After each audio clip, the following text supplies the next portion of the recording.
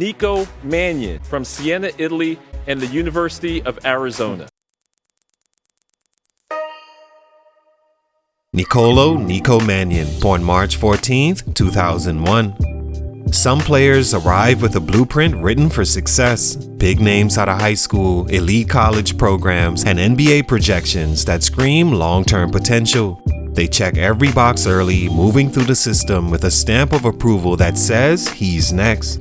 But for every name that makes it, there are those who, despite showing every sign, end up as distant memories. Nico Mannion was supposed to be more than just a memory.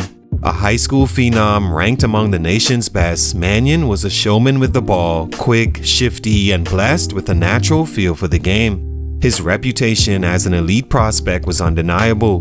By the time he committed to Arizona, he was a 5-star recruit, the #1 point guard in his class, and a projected NBA star in the making. The belief was Mannion's game would translate to the next level, and while he wasn't the most physically imposing player, his freshman season at Arizona was solid. Not spectacular, but enough to confirm that he had what it took.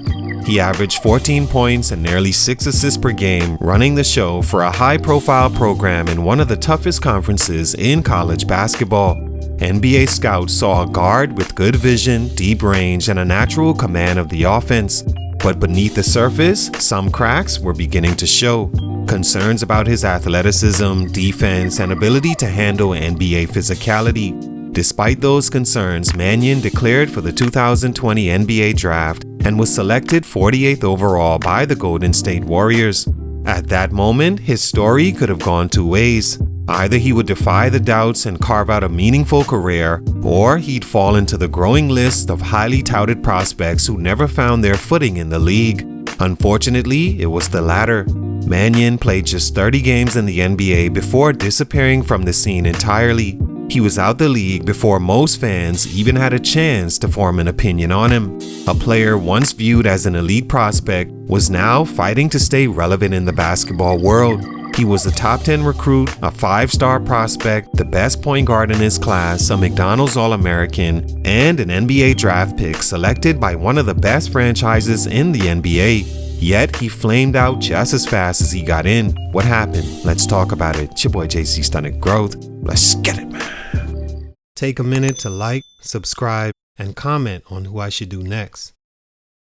Nico Mannion is a 6'3" point guard from Siena, Italy / Phoenix, Arizona, whose rise began long before he became a household name in high school. Born in Italy to former NBA player Pace Mannion and an Italian mother, basketball was in his DNA. He moved to the US at a young age and quickly became a prodigy, dominating the Arizona high school scene with his elite ball handling, deep shooting range, and a high basketball IQ. By his senior year, he was a McDonald's All-American, a top 10 recruit, and the #1 ranked point guard in the class of 2019. He committed to Arizona, where expectations were high. In his lone college season, he averaged 14 points and 5.3 assists, earning all Pac-12 second-team honors. While his production was solid, questions arose about his athleticism, strength, and defensive ability. Still, he declared for the 2020 NBA draft, betting on his skill and potential, being one of the best freshmen on his level at the time. Stunt number 1, a one-dimensional skill set. For all the hype surrounding Nico Mannion's game in high school and college, there were always lingering concerns about how well his skill would translate to the NBA. He was known as a crafty, offensive-minded point guard with a smooth jumper and a high basketball IQ, but once he stepped into the NBA, it became clear that his game lacked versatility at the highest level. The biggest issue? He was a score-first point guard without elite scoring ability. In college, Mannion thrived with the ball in his hands, using screens and quickness to create space. But in the NBA, he struggled against longer, stronger, and more athletic defenders who could neutralize his drives and contest his shot.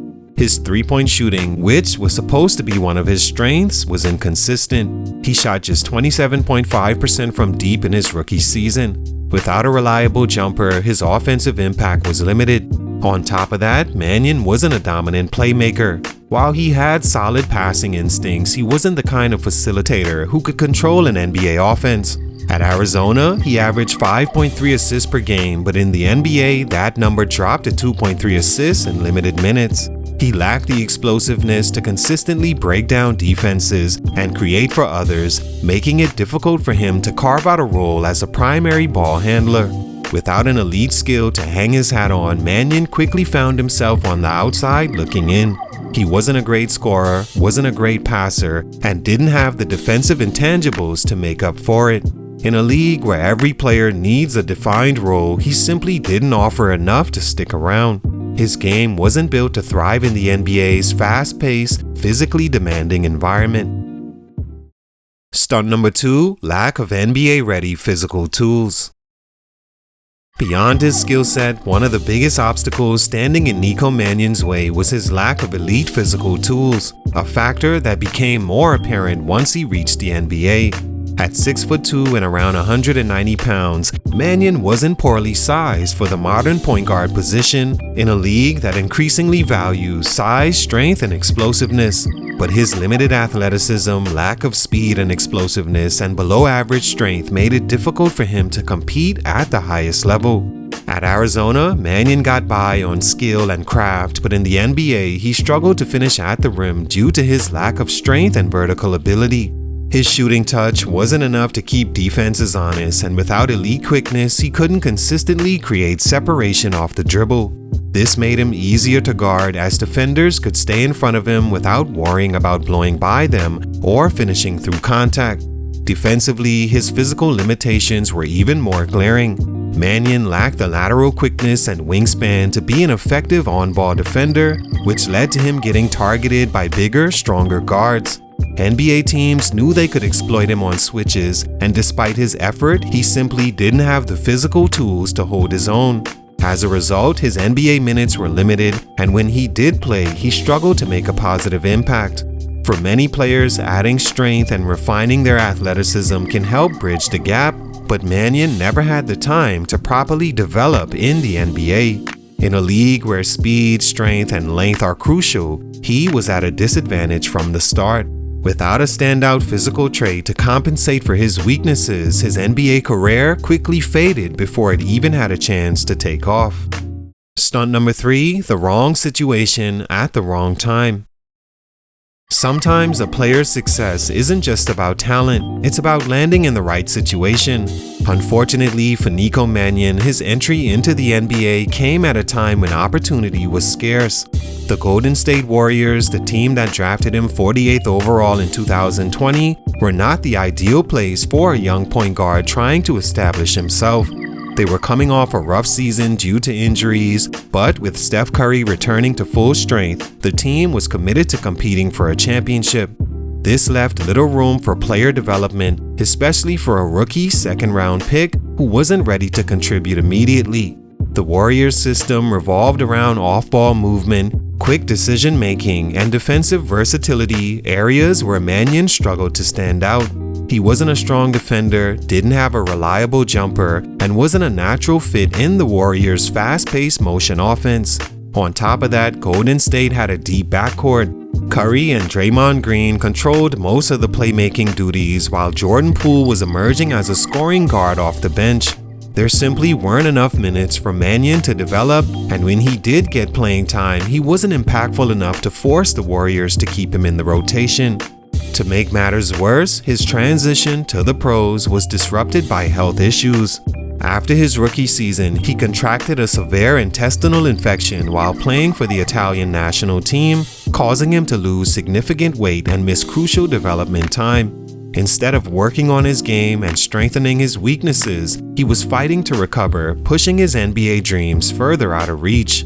Without a clear role, playing time, or the right support system, Mannion's NBA window closed quickly. By the start of the 21-22 season, he was gone. All in all, Nico Mannion had the pedigree, the skill, and the reputation of a future NBA player, but the reality of the league exposed the gaps in his game for that level.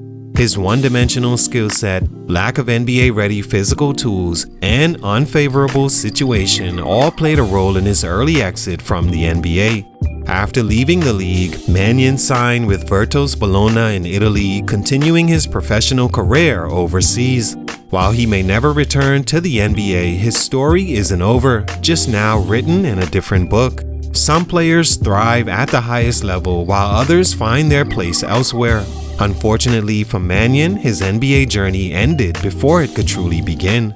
Salute, much respect, but for these reasons, his growth was stunted. It's your boy JC Stunted Growth, and I'm out.